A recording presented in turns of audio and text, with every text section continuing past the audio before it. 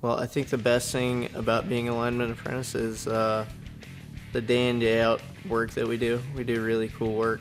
Hi, my name's Cody Meyer. I'm a second year lineman apprentice. It's a very fast paced industry, so everything you do, you have to be on lock at all times. Working with helicopters, working up in the mountains is really fun. Working with a lot of cool equipment, meeting a lot of cool people, and it keeps your mind busy. I was actually a non-union line hand for a long time, 3 years around. I was jumping from company to company back then. I had seen a lot of accidents, and I had a buddy that was in the union. He's like, dude, join the union. Like, it's the right way to go. Talk to Muscle Cat and see what you can do about it. I just want to do it safely, and I want to get home after work.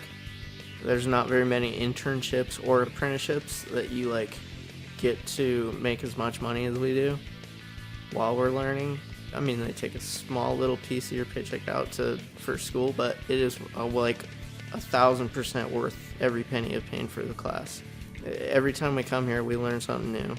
It's totally worth being able to learn and get paid at the same time. If somebody was to look into line work, I would say the union is the only way to go.